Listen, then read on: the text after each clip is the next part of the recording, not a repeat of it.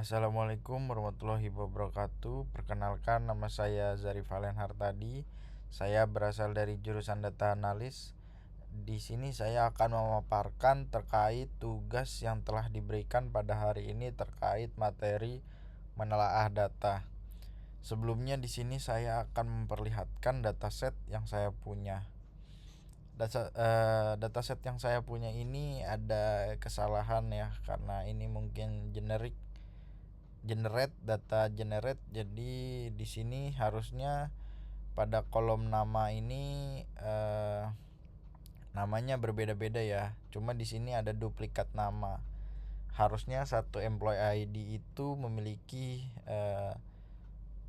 satu nama karyawan ya, karena di sini saya datasetnya HR ya, terkait human resource. Di sini saya punya tabel departemen. Di sini departemen maksudnya ada 5 departemen dalam satu perusahaan ini. Terus ada attendant ini adalah record kehadiran karyawan berdasarkan attendant ID dan employee ID.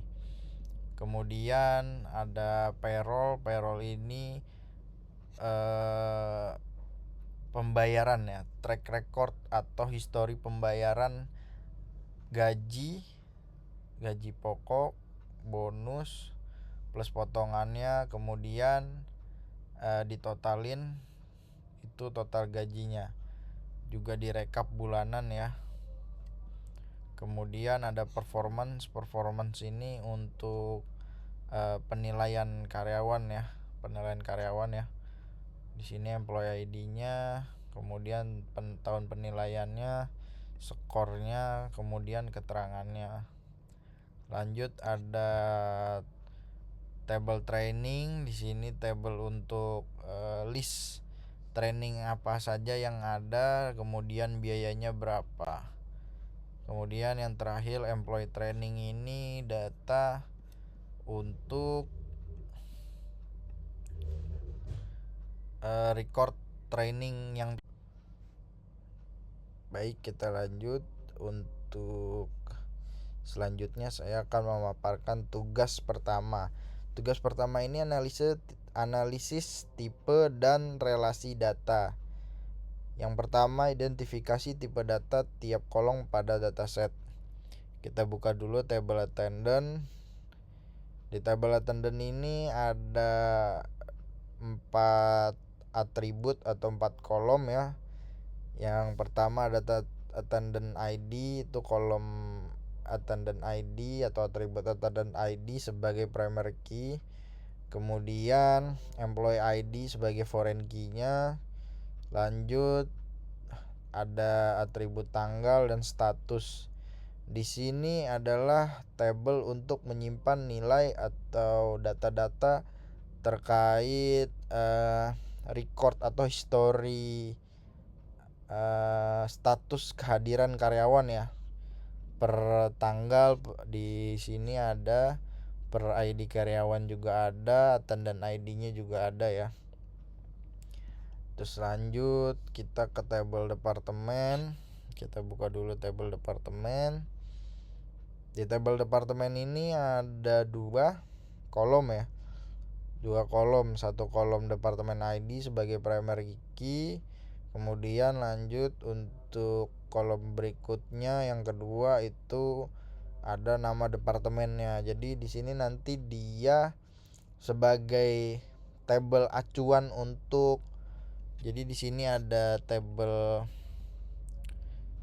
HR dataset ini ada departemen ID ya. Nah, departemen ID ini kan kita nggak tahu nih, departemen ID ini maksudnya 4, 1, 2, 3 sampai 5 ini maksudnya apa gitu kan. Nah, kalau dari analisis saya dan dari tabel yang diberikan ini atau tabel yang saya dapatkan ini,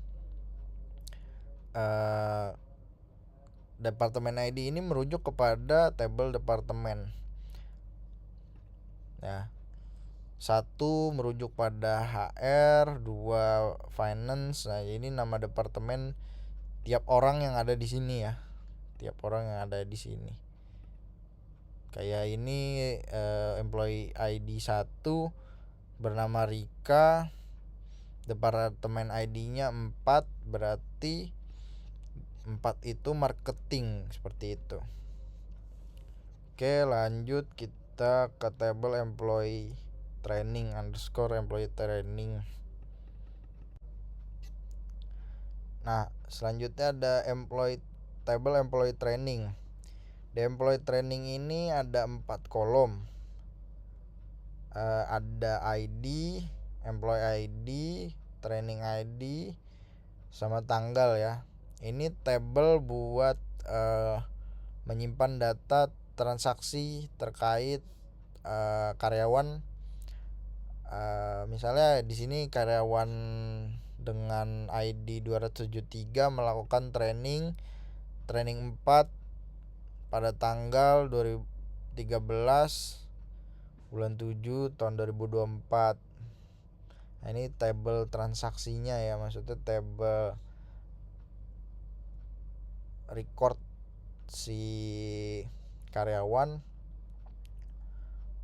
melakukan apa aja sih, training apa aja sih, pada tanggal berapa aja sih, seperti itu.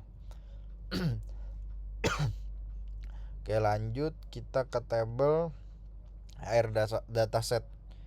Nah, di HR dataset ini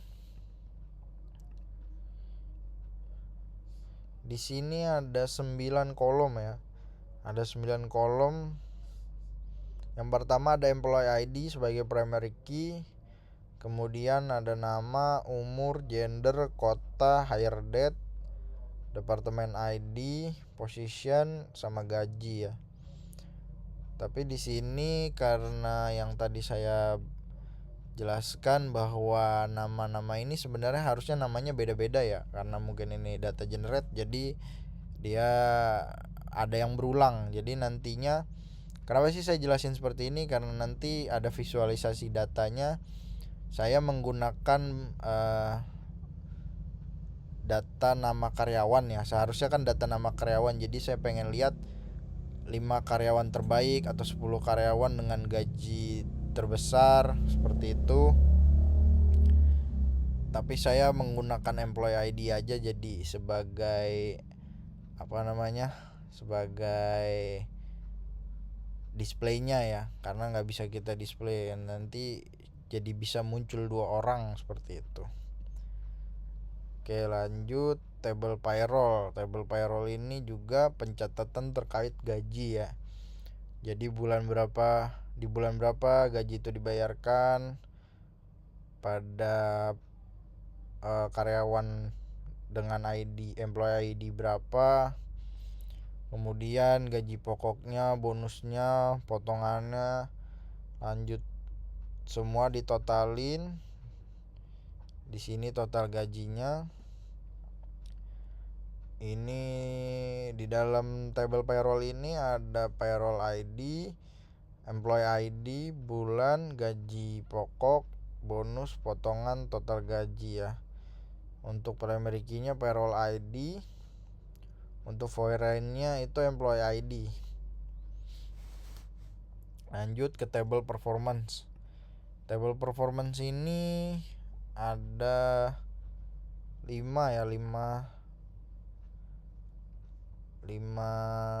atribut. Ada review ID, employee ID, tahun, skor, keterangan. Nah, ini ada primary key-nya juga, ada foreign key-nya juga. Seperti ini. Keterangan ini adalah skor keterangan terkait karyawannya ya. Baik, perlu perbaikan. Ini ada skornya juga, ada ambang batasnya juga, jadi bisa terlihat. Lanjut ada table training. Table training ini sama kayak yang departemen tadi ya. Dia untuk rujukan sebuah table. Kemudian ini ERD atau Entity Relation Diagram yang saya buat. Pada dasarnya sebenarnya ini transaksi, tabel transaksi ini HR dataset ini tabel transaksi ya. Jadi dia ngambil banyak data dari relasi yang dia buat. Nah, di sini nih. Ini employee ID sebagai primary key, foreign key di sini. Ini primary key-nya, jadi dia ngambil data dari performance ini ke sini. Atau sebagai penghubung sih, harusnya sebagai penghubung ya, maksudnya sebagai penghubung. Primary key itu sama foreign key itu sebagai penghubung ya untuk relasi data-datanya. Kemudian lanjut tugas 2, analisis karakteristik data. Pada tabel HR dataset saya menemukan dua kolom nih, dua kolom yang memiliki mean, median, modus, min, max sama standar deviasi.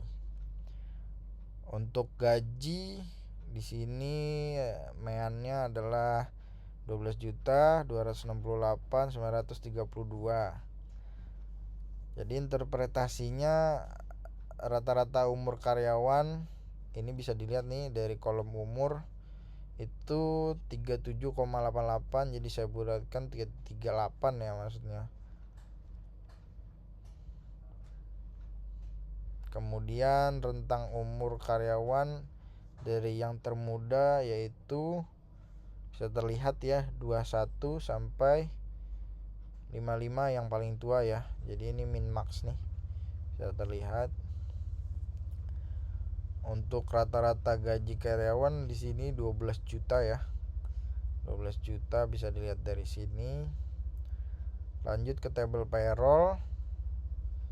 Ini sama kayak yang tabel gaji, tabel HR dataset, ada gaji. Total gajinya interpretasi saya itu total gaji sangat bervariasi. Gaji pada karyawan terendah yaitu 3.485.557 dari minnya ya. Kemudian lanjut tabel performance. Ini tabel performance ada kolom skor. Nah, di dalam kolom skor itu ada mean, median, modus, min, max, standar deviasi. Jadi pada karyawan ada nilai tertinggi yaitu 100 dengan nilai terendahnya adalah 60. Kemudian banyak karyawan yang mendapatkan nilai 87. Ini diketahui dari modus, kemudian rata-ratanya, kemudian nilai tengahnya 82, rata-ratanya 80.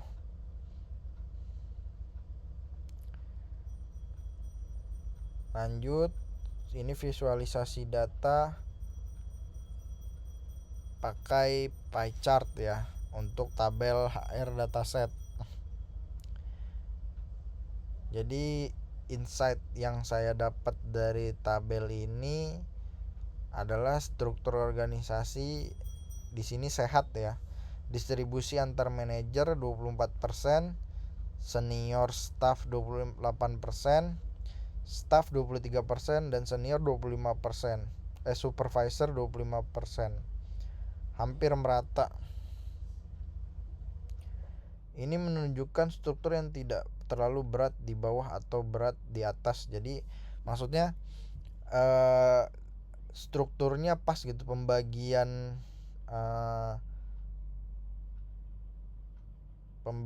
posisi atau jabatannya pas gitu. Jadi nggak berat sebelah, kebanyakan manajernya atau kebanyakan staffnya itu kan bisa mengakibatkan tidak terdistribusi dengan baik gitu untuk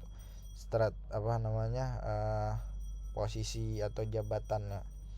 Kemudian di sini bisa kita lihat dominasi senior staff Kelompok senior staff memiliki persentase terbesar 28%, yang menandakan perusahaan memiliki banyak tenaga ahli berpengalaman. Jadi di senior staff ini 28% ya, 28%. Jadi yang paling banyak di sini ya orangnya. Senior staff di sini berarti bisa kita lihat bahwa perusahaan ini banyak orang yang berpengalaman nih, maksudnya lama gitu di perusahaan ini gitu. Terus lanjut, insight yang ketiga itu keseimbangan manajerial. Jumlah manajer dan supervisor jika digabungkan menjadi 48%, yang mengindikasikan rasio pengawasan yang sangat ketat terhadap staf operasional. Ya, jadi supervisor sama manajer itu kan mereka bagian manajerial ya. Jadi untuk manajemen bawahannya termasuk bagus karena di sini aja 49%, berarti lumayan banyak ya untuk manajernya dan supervisornya untuk mengatur bawahannya. Lanjut, saya pakai pie chart lagi. Ini tabel merge ya, maksudnya tabel merge itu ada data yang ada dua atau lebih tabel yang saya gabungkan untuk mengambil data-data yang saya perlukan untuk visualisasi datanya ya. Di sini saya merge atau gabungkan tabel HR dataset dengan tabel departemen ya. Saya mau lihat nih jumlah karyawan berdasarkan sebaran jumlah karyawan berdasarkan departemennya. Jadi bisa kita lihat di sini operation ada 23%. Dia yang paling banyak ya. Wajar karena departemen operation biasanya merupakan inti bisnis, jadi yang gerakin pionir utamanya lah, pilar utamanya buat gerakin satu perusahaan. Kemudian distribusi beban kerja. Selisih antar departemen tidak terlalu jauh, berkisar antar 17% hingga 23%. Menunjukkan pembagian sumber daya manusia yang cukup proporsional di seluruh fungsi bisnis. Jadi ya nggak berat sebelah juga, maksudnya nggak kebanyakan orang operasi, nggak kebanyakan orang IT, nggak kebanyakan HR, jadi pas proporsinya ya. Kemudian IT memiliki SDM teramping, maksudnya paling sedikit ya orangnya ya, terkecil dengan 17%, yang memungkinkan menunjukkan efisiensi sistem atau kebutuhan untuk penambahan tenaga ahli di masa depan. Kemudian lanjut stacked bar chart. Nah, ini saya cuma menggunakan table attendant ya. Bisa dilihat di sini saya pakai stacked bar chart. Jadi untuk yang ungu melambangkan status kehadiran sakit. Kemudian yang hijau ini izin, yang merah hadir, yang biru alfa atau tanpa keterangan ya. Insight yang saya dapat, terdapat anomali di bulan Juli ini ya. Terjadi puncak ketidakhadiran sakit, izin sama alfa ini jadi satu ya, maksudnya dia kan berarti nggak hadir di kantor lah, atau nggak hadir atau nggak absen ya. Paling tinggi di bulan Juli. Jadi dibandingkan bulan-bulan yang lain dalam setahun, di bulan Juli itu puncak tertingginya ya, puncak tertinggi dari orang yang nggak masuk gitu. Ini sekitar 189 ya, kalau ditotalin 189 status kehadiran. Kemudian tingkat alfa yang signifikan. Status alfa yang warna biru nih muncul secara konsisten di setiap bulan dengan jumlah yang cukup tinggi. Rata-rata di atas 30 sampai 40 kasus atau 40 status ya, yang memerlukan perhatian khusus dari HR. Jadi HR itu juga harus memperhatikan nih, kok bisa ya dari Januari sampai Desember konstan tuh, maksudnya dia di antara 30 sampai bahkan sampai 50-an ini. Sampai 50-an banyak yang nggak hadir gitu, tanpa keterangan, tanpa keterangan gitu nggak hadirnya. Jadi nggak izin, nggak sakit, nggak hadir juga gitu, jadi tanpa keterangan ya. Ini salah satu pertanyaan juga nih nanti untuk HR, gimana sih cara biar menjaga nilai alfa ini biar nggak terlalu tinggi, bahkan bisa ditekan juga ya. Karena kalau alfa begini kan berarti perusahaan jatuhnya rugi kan, mereka bayar karyawan tapi karyawannya nggak datang buat kerja. Ini lumayan tinggi nih. Kemudian lanjut, stabilitas kehadiran atau hadir.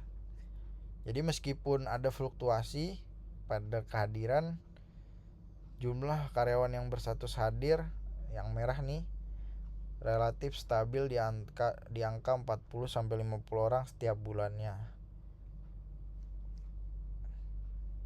Kemudian lanjut line chart. Saya pakai table payroll. Di sini saya pengen memberikan visualisasi data terkait total pengeluaran per bulan untuk gaji karyawan. Jadi perusahaan per bulannya bayar total gaji karyawan itu berapa gitu kan. Saya pengen lihat. Ini tertinggi bisa kita lihat ya di bulan 11. Bisa kita lihat juga lonjakan tajam di bulan 11, terjadi kenaikan pengeluaran gaji yang sangat drastis di bulan November, mencapai sekitar 1,51 miliaran ya ini. Kemungkinan adanya bonus tambahan. Jadi bisa jadi karena ada penambahan bonus. Jadi bonusnya lumayan gede nih di akhir tahun ya, bonus akhir tahun. Jadi perusahaan lumayan besar untuk mengeluarkan gaji. Kemudian penurunan drastis di bulan 10, terdapat penurunan pengeluaran yang signifikan di bulan Oktober, yang merupakan titik terendah dalam setahun ya. Jadi pengeluaran kantor atau pengeluaran perusahaan untuk menggaji karyawan itu terendah di bulan 10. Lanjut, tren volatilitas. Grafik yang menunjuk pola zigzag yang tidak stabil menandakan adanya variabel gaji tidak tepat. Jadi ini kenapa fluktuatif, kenapa naik turun atau zigzag? Mungkin ada masanya ini ada peak hour ya, maksudnya peak kita harus lembur, jadi banyak karyawan yang lembur. Jadi perusahaan harus membayar lebih juga. Terus kita lanjut ke bar chart. Saya di bar chart ini pakai table HR underscore dataset. Nah ini maksud saya 10 karyawan dengan gaji terbesar. Ini saya pakai ID karyawan aja ya, soalnya kalau pakai nama karyawan jadi dia bisa double takutnya. Bisa double namanya. Nah, bisa kita lihat nih. Gaji tidak selalu berbanding lurus dengan posisi. Maksudnya gajinya tuh, gaji tinggi itu bisa didapat bahkan staff aja yang gajinya tertinggi nih. Gak melulu manajer, gak melulu supervisor. Ini sangat menarik menurut chart yang saya sajikan ya. Karyawan dengan gaji tertinggi justru berada di posisi staff tuh, dengan nilai 19,9 juta, mengungguli posisi manajer dan senior staff. Terus lanjut, rentang gaji yang kompetitif, selisih gaji antar 10 karyawan terbaik sangat tipis.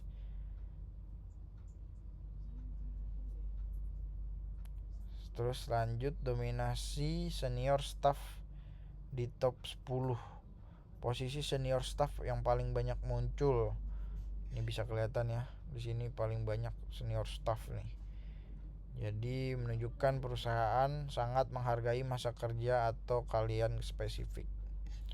Selanjut, line chart, table merge. Table merge ini saya menggabungkan table training dengan table employee training. Ini buat ngelihat nih 5 karyawan dengan total biaya pelatihan terbanyak. Maksudnya dia pelatihannya udah banyak. Nah, setiap pelatihan itu kan ada biayanya ya. Ini insight yang saya dapat, investasi maksimal pada ID karyawan 48, 142 dan 161. Terdapat 3 karyawan yang menerima biaya pelatihan tertinggi di angka 14 juta. Jadi 3 karyawan ini punya biaya pelatihan atau dibiayai oleh perusahaan itu nilainya 14 juta. Jadi paling tinggi nih tiga-tiganya nih. Kemudian fokus pengembangan SDM. Jadi nilai pelatihannya lumayan besar ya. Jadi 13 sampai 14 juta per orang. Ini menunjukkan perusahaan serius melakukan investasi pada pengembangan kompetisi individu gitu. Terus lanjut histogram. Nah, histogram ini saya lagi-lagi pakai table HR dataset untuk melihat range umur karyawan ya.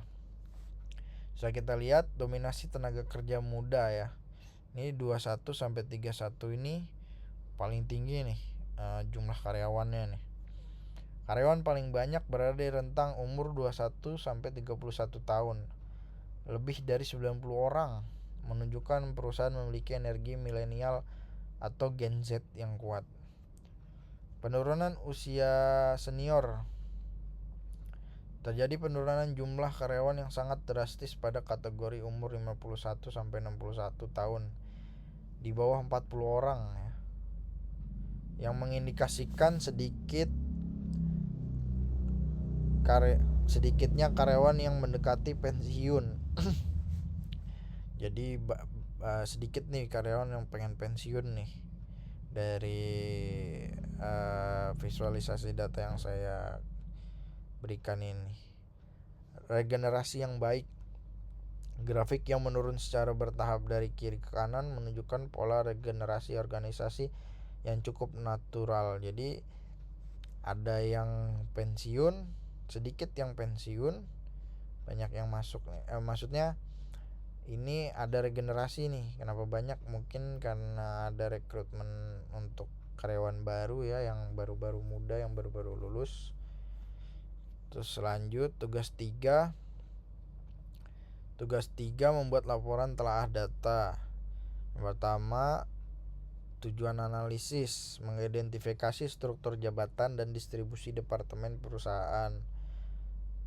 Kedua, mengevaluasi efektivitas kehadiran dan manajemen kompensasi karyawan. Yang ketiga, menganalisis efisiensi biaya pengembangan staff ya, yang bisa kita lihat tadi ya di table employee training. Kemudian memetakan demografi usia untuk perencanaan suksesi dan kebijakan strategis HR. Untuk data dan metode, dataset terdiri dari beberapa tabel ya. HR dataset, departemen, attendant, payroll, performance, training, employee underscore training. Metode analisis yang saya pakai ada banyak ya, ada statistika deskriptif, median, modus, minimum, maksimum, standar deviasi. Visualisasi data, bar chart, line chart, pie chart, histogram ya saya pakai semua. Yang ketiga, yang terakhir, kesimpulan dan rekomendasi. Kesimpulan dari data yang saya visualisasikan tadi dan sudah saya telaah tadi. Struktur organisasi saat ini cenderung tebal di level senior dan supervisor, yang baik untuk kontrol namun memiliki beban gaji yang cukup tinggi ya, karena ya kita gaji orang-orang ahli gitu. Jadi pengeluarannya juga lumayan besar ya, karena orang-orang ahli rata-rata gajinya gak mau standar gitu kan. Kemudian perusahaan memiliki dominasi tenaga kerja muda ya, isinya anak-anak milenial dan Gen Z nih. Namun tingkat ketidakhadiran tanpa keterangan atau alfa masih menjadi masalah utama ya. Yang tadi tuh alfa banyak banget. Kemudian manajemen biaya gaji bulanan belum stabil atau volatil. Terlihat dari perbedaan drastis antara pengeluaran bulan Oktober dan November. Untuk rekomendasi, mengingat tingginya angka alfa, HR perlu menerapkan sistem employee engagement khusus untuk karyawan muda serta meninjau ulang kebijakan absensi. Kemudian lanjut melakukan evaluasi terhadap lonjakan gaji di bulan November untuk memastikan anggaran tahun depan lebih terprediksi. Jadi biar budgetingnya bisa disesuaikan untuk tahun depan dan tahun-tahun berikutnya. Lanjut memastikan investasi pelatihan senilai 14 juta per orang memberikan return of investment berupa peningkatan performa yang terukur. Jadi kita udah ngasih per orang sekitar biaya yang paling tinggi ya tadi 14 juta tuh per orang untuk biaya pelatihan. Berarti pelatihannya juga itu harus memberikan manfaat juga buat perusahaan yang pastinya ya. Jadi ada timbal balik gitu ke perusahaan, nggak cuma buat dia doang gitu, hal-hal baiknya seperti itu. Kemudian yang kedua saya ada hipotesis lonjakan total biaya gaji pada bulan November disebabkan oleh pembayaran bonus tahunan atau kompensasi lembur yang terakumulasi dari periode sibuk di bulan-bulan sebelumnya. Baik, itu saja terkait pemaparan yang saya berikan.